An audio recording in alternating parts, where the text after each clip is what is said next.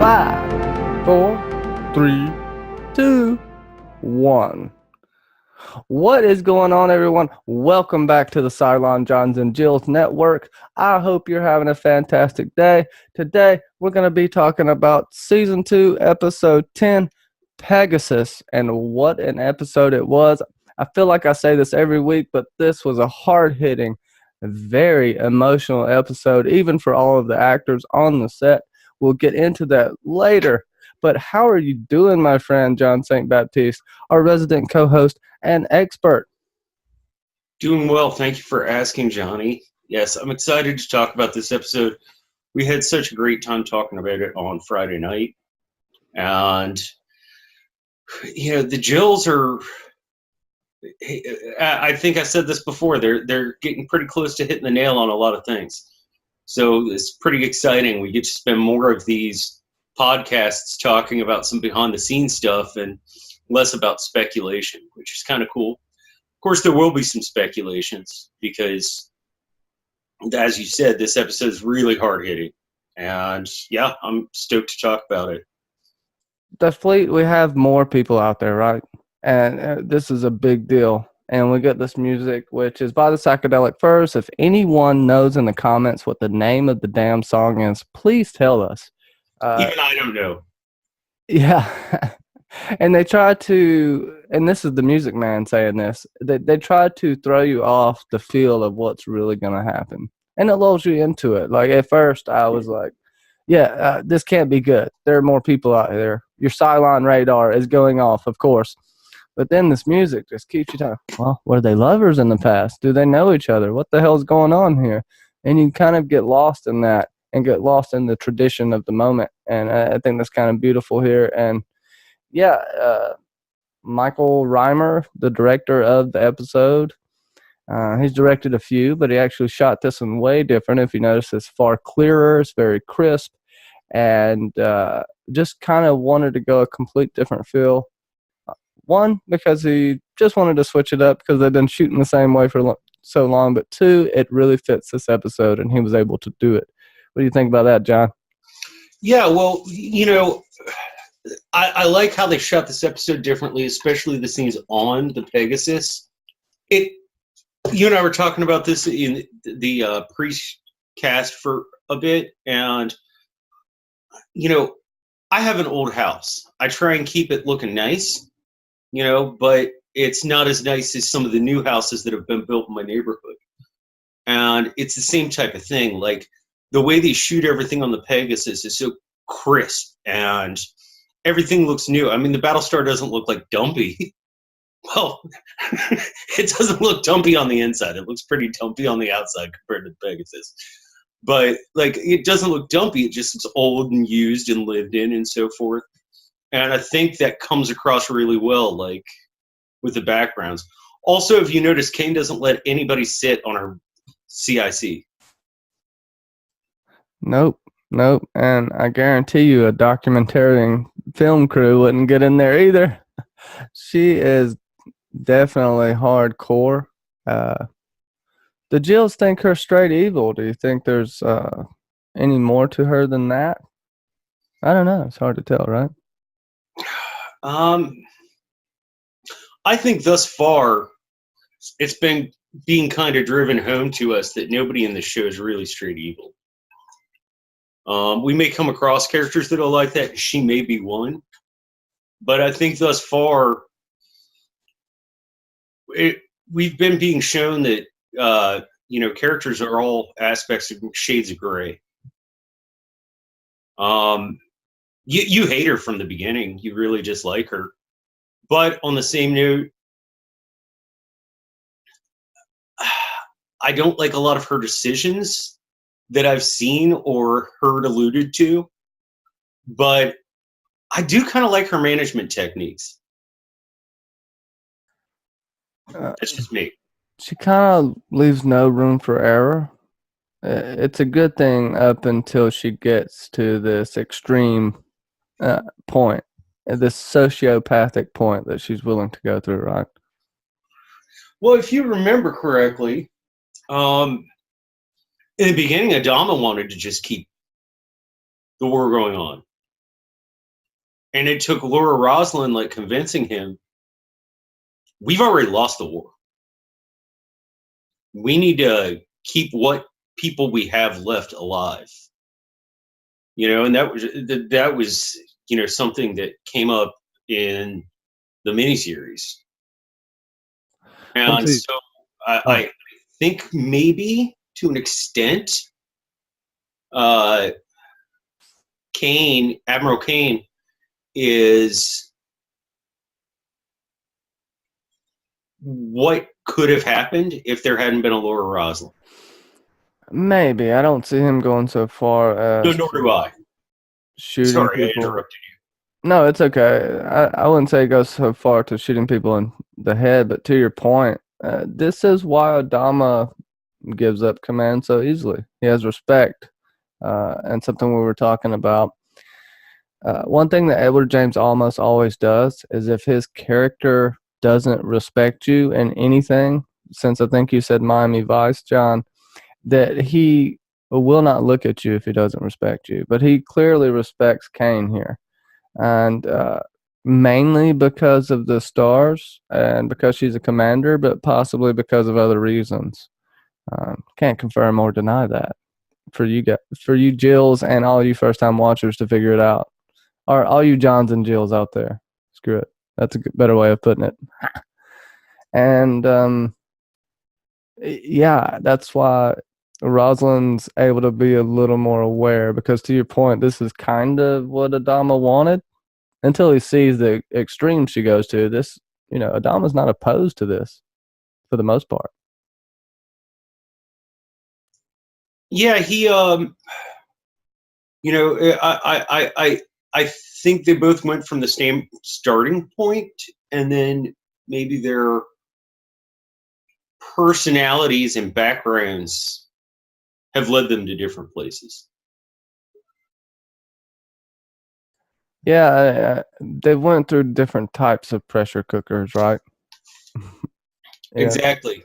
both And been through the fire, but different ones. right, and Adama's always had that humanizing voice there.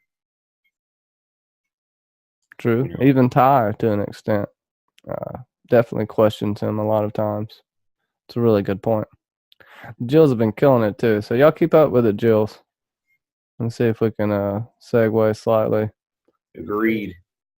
Well, she just got that evil man. She is such a good actor too, because she's nothing like that in real life. She's actually the complete polar opposite of how Kane is portrayed. Michelle, oh goodness, what's her last? Michelle Forbes. That's it. It was on the tip of my tongue there, and she just does a fantastic job. And like we were saying earlier, she doesn't.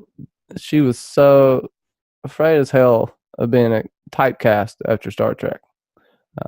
Not that she doesn't like Star Trek, but that's just an actor can easily fall into that if you're not careful. And that's something she didn't want to fall into. And they had to literally talk her into this. She was scared. And then David Icke, if I'm not mistaken, was the first thing he said when she got on set because he wasn't paying attention. Was, "Oh, I know you from Star Trek." So I think it's pretty funny. Well, yeah, on your channel and on Mackenzie, one of the Jill's channels, we talk about Game of Thrones a lot. And I can't remember his name off the top of my head. The young man who plays Joffrey, like, he might be at risk of the same type of thing. Like, I mean, in fact, if I remember correctly, he said he doesn't want to do movies anymore. He'll do stage acting, but he doesn't want to do movies anymore. Like, I'd love to see him play in a romantic comedy, but it's probably never going to happen because if you do something so well, you kind of do get typecast into it. Well, you also see this a lot too. If sometimes you got to take a pretty big break to reset. I've seen a lot of actors do this, and they'll come back stronger than ever. So I think Jack Gleason will come back, and he'll come back versatile because he's so talented. And he might be right. Enjoy your young years, man. You can act for a long ass time. You won't be 18, 19 forever. So I think he did the right thing, honestly.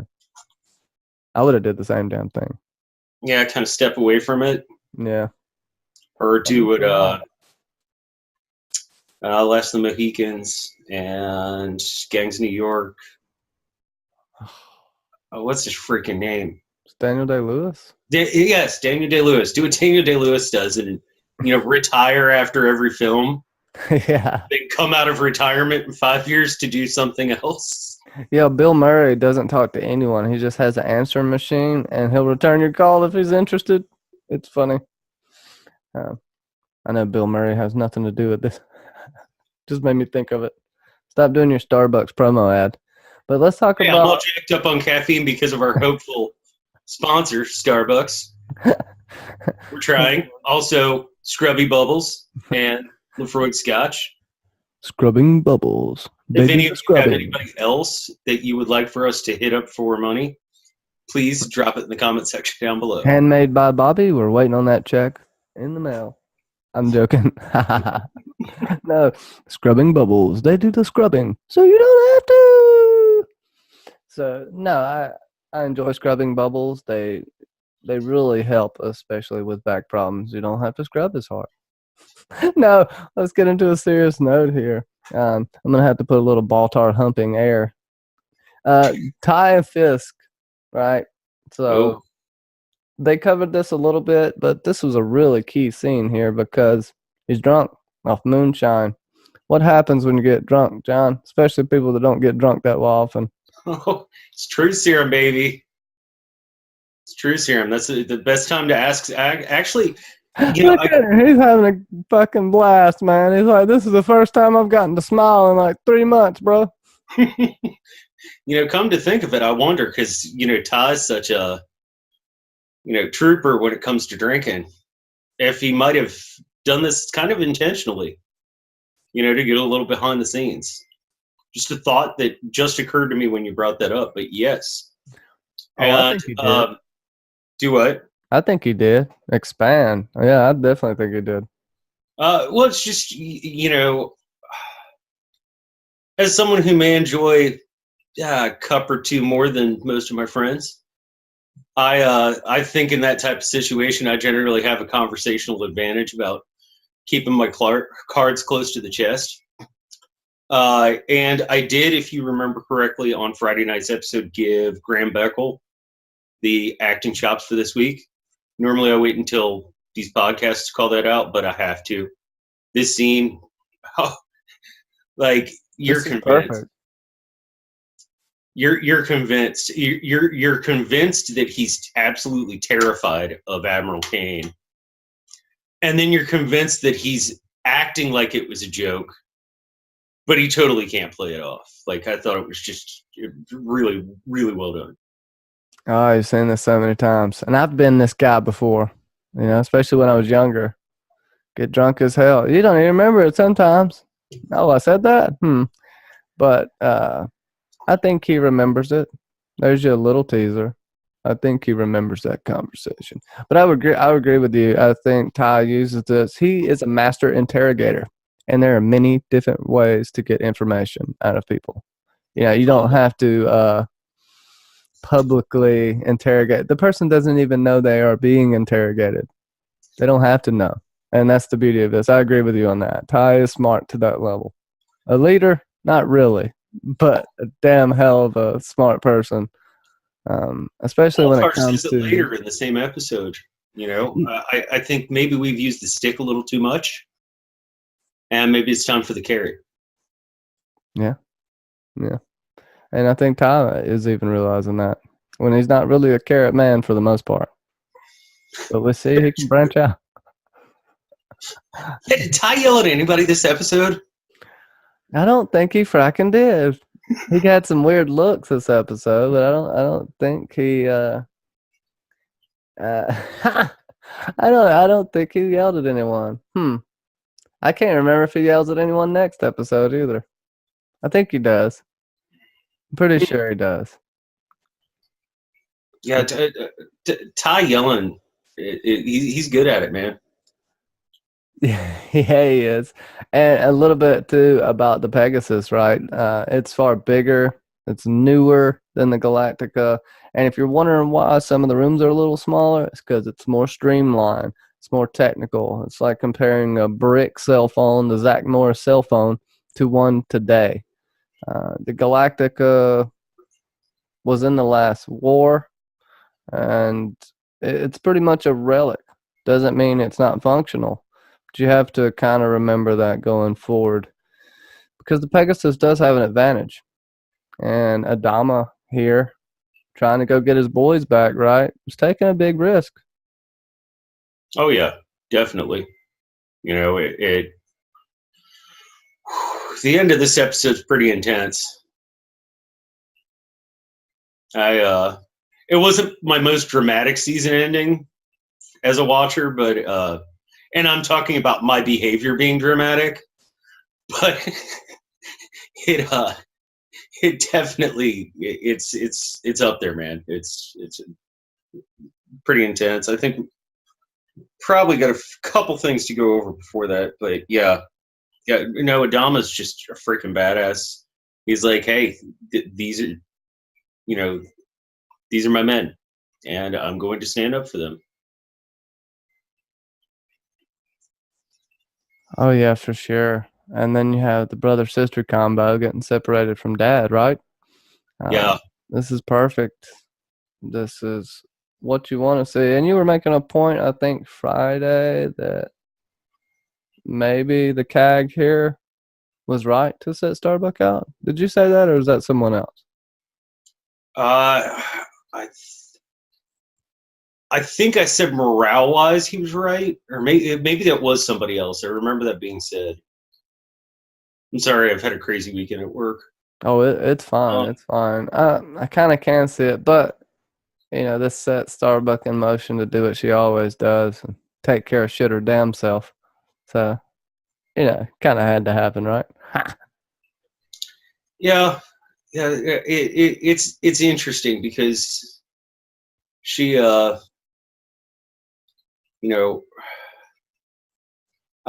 just said earlier that even though I disagree with a lot of things that Kane has done or allegedly done, I do kind of like her management technique. But on the same note, like Starbuck, her way of doing things, she's not afraid to point out that somebody's wrong if they're wrong, and now that we got to wonder, society's limited. She's a lieutenant now, but if she gets promoted to a higher position, with her leadership style, will she be able to accept that creative criticism? Will she be able to listen to her pilots and say, hey, let me point out this might not work and this is why? Or will she just be like the CAG for the Pegasus? Well, what episode was that she had to take over? She had to take over, and she did kind of okay. That's a good question. But it was the end of season 1. She did give Hot Dog a hard-ass time. Yeah. But it was, he was doing the same thing she is here, but I think that it's in her nature. She completely rebels against any type of authority, which I can definitely relate to. I know you can too, John. Don't do a spit take on me. But it's just in her nature. So, not, honestly, probably not. But she's adaptable. Just how fast would she be able to adapt to that? That's a good question, John, that I can't necessarily answer, but it's a good one for the Jills. Yeah, something to think about, certainly. With them too, it's funny how the dynamic is brother and sister sometimes to, are they lovers? Will they be lovers? That's something for the Johns and Jills to think about, because shit, they're so close, man. At some point, even Targaryen brothers and sisters wed. Hey, you can always go that route. It worked for the Egyptians for about 3,000 years. It did. I don't know how they didn't have like arms going out of their forehead and stuff. Oh, they had a few that were pretty messed up. We're talking like Habsburg quality messed up. They had like was it Akhenaten? They had the crazy deformed head and the distended belly and tiny spindly arms. Everybody thinks he's an alien. Could it be? I mean, Ancient maybe. I won't say for sure that he wasn't some kind of half breed alien, but I'm gonna lean toward it's just kind of messed up. But it is odd. His sister looked exactly the same, and it had to be some kind of disease that I haven't heard them talk about yet. But there had to be something there, especially with all the inbreeding. We know that's not good, especially over time. You know, sometimes you have to do it, but you try to limit it and at least push it off to cousins when you're in an evolutionary bottleneck. You know what I mean? So just like this. Well, there might be brothers and sisters in the fleet. Never know. Never know. There's another question. Let us know in the comments how many Jamie and Cersei's are there in the fleet right now, pushing a Bran out of an airlock. Well, and Rosalind did say they need to start making babies. If Kara's missing an ovary, I wonder what might have happened with that.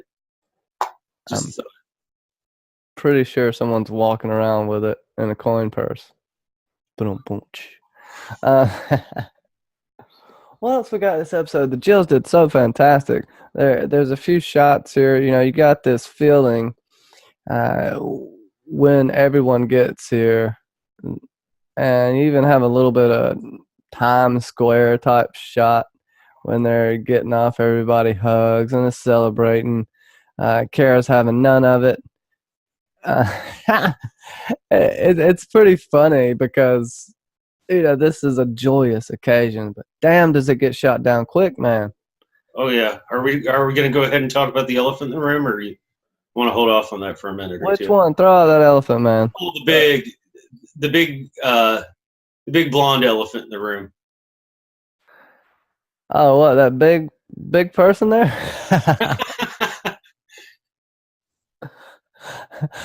Oh, you want to talk about 6. That's what you want to talk about. I'm thinking the one chained to the floor. Yeah, man. We'll get into that. I didn't know if you had anything going here with this pan shot, but this is if you're wondering why you didn't see that, this is the extended cut. Let me get to Jills and followers, by the way, if you get the chance, there is an extended version of this. It was supposed to be 60 minutes long, and the Sci-Fi Network wasn't about that, so they cut it down to 45 minutes.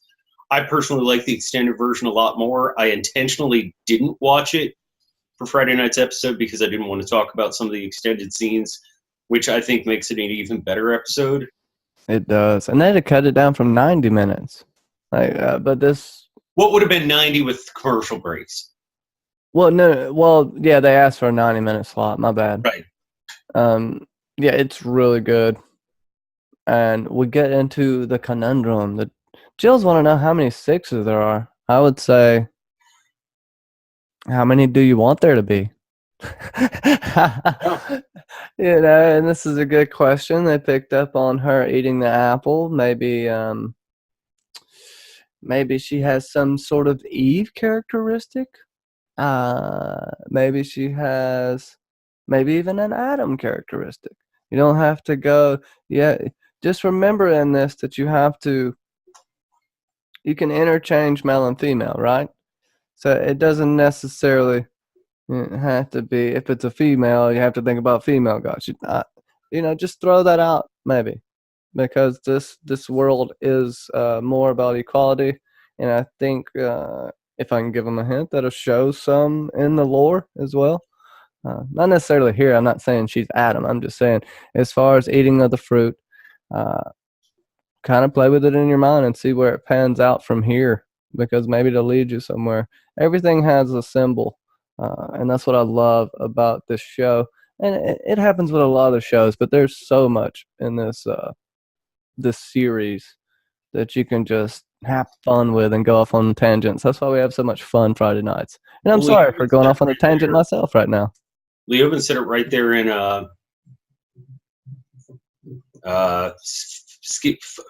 Flesh and Bone. We've lived, all of this has happened before, and all of this has happened again. Last time I was the torturer, and you were the one being tortured. He says that to Starbuck. Now maybe there's something to that. Stick a pin in that. Yeah. Makes you wonder too if she knows Baltar. They kind of threw that around a little bit, but I don't know how much they delved into it. Will she realize Baltar? Does she have? When did her memories get cut off? Um, she does eat at the sound of his voice. That would ensue some sort of trust, right?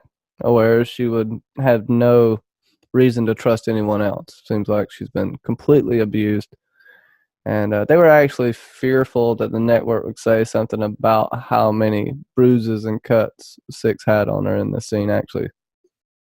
Yeah, and I'm glad the network let them go with this. Like, this is a disturbing scene. This is an uncomfortable scene. I mean, it's one of those things that if it doesn't bother you to watch, then you're probably a sociopath. But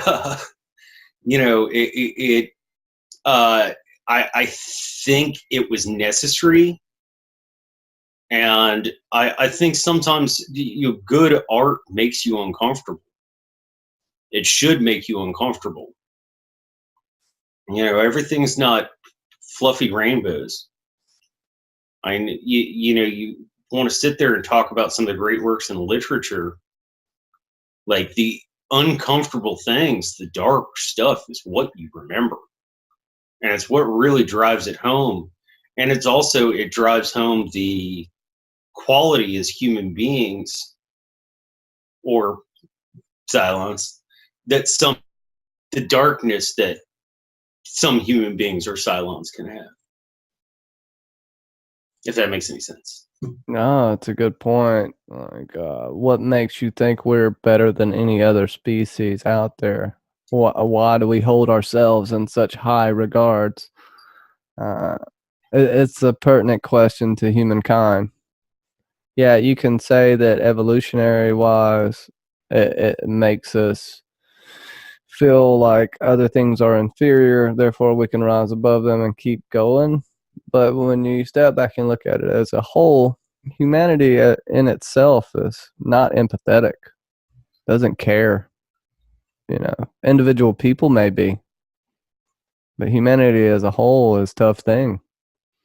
And I'm not coming at it from a perspective of trying to be negative about humanity, but where we come from socially. Just look how divided we are.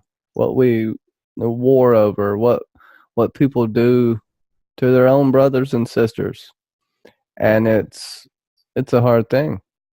But then we tend to say we're human, we're better than them because we're human, right? But are you? Are you any better than a? I mean, we're basically all cannibals, but we don't eat the body afterwards. It's messed up when you really think about it. But there's a lot of good in humanity. That's what makes it beautiful. That's why the show's so complicated. That's why we can delve into these crazy topics. That's why I can sound like an absolute nut job right now. But no, to your point, I mean, I've always said that the most selfish thing in the universe is a human child, because by survival instinct, it needs to put itself first. A human child, if you watch this behavior of children, has to be taught to be decent, has to be taught to treat others well. And that's why there is nothing in the world more cruel than a 5-year-old. Oh no, they'll tell you the truth straight up. Remember back to when you were in kindergarten. You're ugly, mister. It's like they're straight up.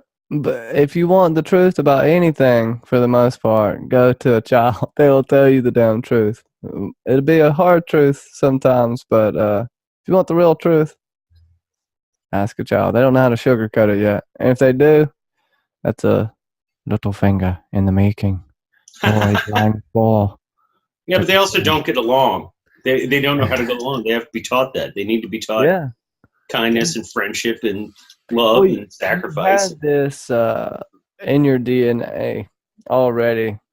This ability. They've even showed it in babies. That babies are more. It's crazy. I don't know how much I want to get into this because it's a controversial topic, but we're tribalistic in nature, and people who look like us as your babies, you tend to think of them better than people who don't look like you because you put yourself into a group subconsciously. And there's actual piece of DNA that does this. Doesn't mean this behavior is like built in, everybody's racist, but you're built into people that are similar to you. It's wired into you to be like them. Not even necessarily, it can go beyond looks. Like, that's why we're attracted to people with the same thoughts as us when we get older. But it's more primitive as a child, like you're saying. You're thinking on a primitive level. What your family group looks like is what you're going to be used to. That goes for any animal on the planet. And oh, don't kill me because I called us animals. Whatever, you know. Right. I'm just like, I know, but people get upset about it. And yeah, everything's a taught behavior. We're a domesticated species, and that is what puts us above some species. And I don't even know that I can say that, because if you really look at species, some of them have just as complicated social structures. They just don't build a bunch of shit and destroy their natural habitat. We destroy our own natural habitat. I'm getting into a philosophical rant, John. How did this happen? Because we're talking about one of the darkest scenes in the series that we've seen so far. It's a dark scene. Yeah. Whew. I mean, like I was saying, if this doesn't bug you, you're a sociopath. And sometimes things like this need to be in our media and entertainment because we need to see things like this. You know, especially our generation. Like, our generation was, our parents watched live footage from Vietnam on telly. And that's what started desensitization to watching brutality. And I think sometimes, since we're so used to things like that, it needs to just be shoved in your face like this. Like, that is a disturbing scene. The boomer scene right after this is just, I'm not going to show it, but we'll talk about it. death. Yeah, we're not going to show that. We're not going to flash that up. But yeah, actually, that's a good segue. We should go into talking about that. Whew. Very tough, very tough. Probably, I don't know how this got on cable. It's good that it did, because the way it's portrayed, it's really, really, like, people get mad about Sansa's rape scene. You didn't even see that. You got to see Boomer. And in the extended cut, it's even worse. But it's not that it's done untastefully, right? It's every single actor on the set was into it. People were crying this whole day. They were really just so emotional, because even Grace Park got into it so well, and the actor that did what he did to her had like, everybody was just, this was like probably one of the hardest days they've ever had shooting anything. But they were so grateful for everyone there. And it's tough, seeing him die really gives you a satisfaction that makes you, if you sit back and think about it, you're celebrating someone's death. Yeah, he did an awful thing. And I'm not saying I didn't want him to die, like I do, and I still wanted to hit him after I knew he was dead, the same way Tyrell was still beating him. But, being the judge, jury, and executioner there, right? That's something to put in perspective. But what he did, there's no taking back. And anytime you hear the word Pegasus, you're gonna think of this. Oof. Now, I got to put this, like, top 5 most satisfying death scenes that I've watched in a television show or movie. I mean, this is like, and we've known this character for one episode and hardly.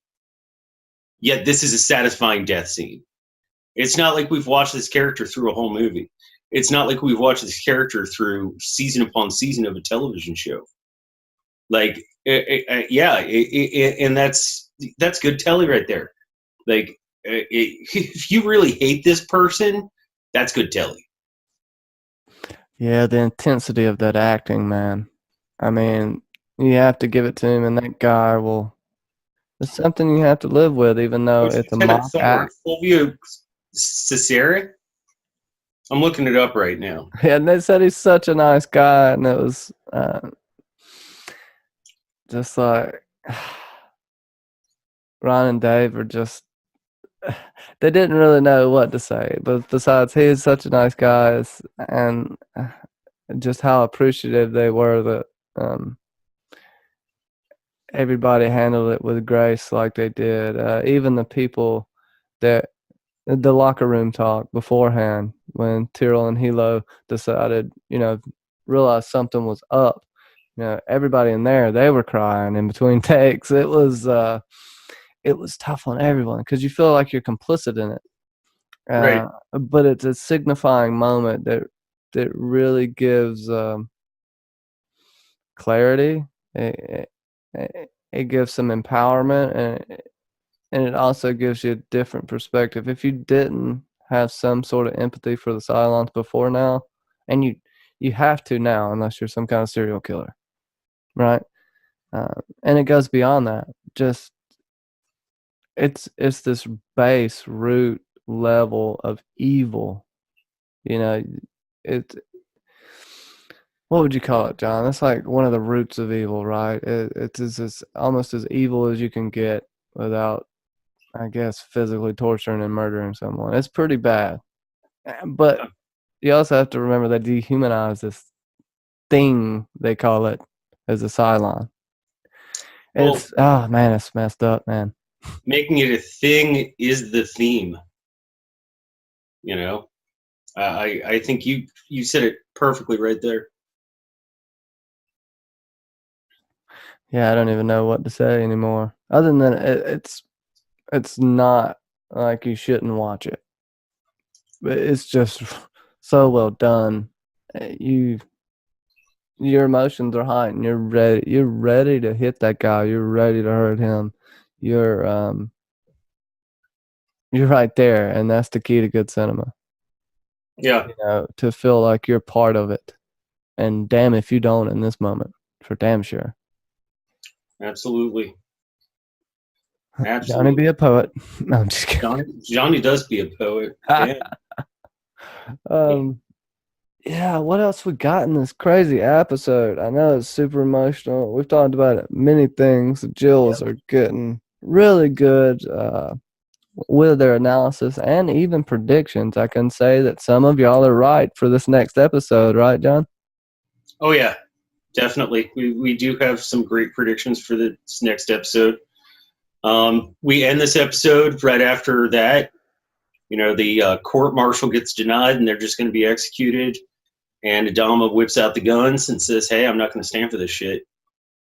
And we have the standoff. uh, so I can't give any predictions because I know what's going to happen.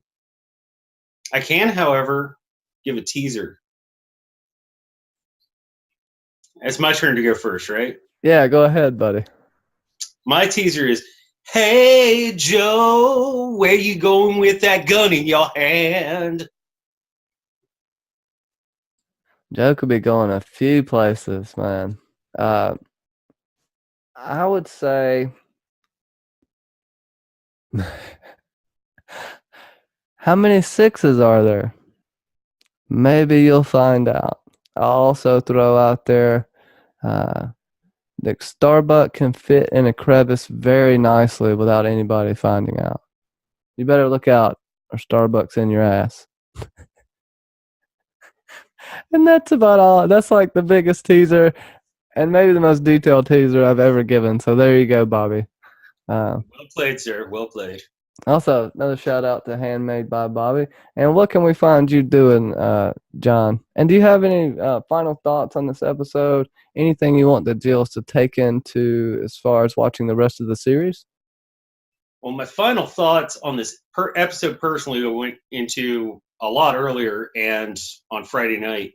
But things, Jills, I want you to take from the series is what's the true nature of humanity?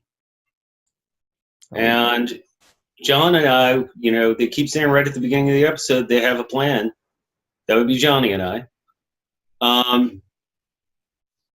Given the light of this episode, what do you think that plan is? What is that plan? Also, everything that's happened before will happen again. And Leoben, is the best guy ever. You would love him. He's fun to go drinking with. Me and John hang out with him all the time, so don't forget about that. Hashtag justice for Leoben. Hashtag no airlocks. Dude, he's like my age and he still does keg stands. It's ridiculous. It's crazy, man. It's crazy. But with that, you can find me on my other channel, Johnny B. Crazy, or Mackenzie L. Burns. Check all the links in the description. Check us out Friday night at 9 p.m. Eastern. We'll be covering Season 2, Episode 11, Resurrection Ship Part 1. So there's a good key in that title. Take from it what you will. We already gave you teasers.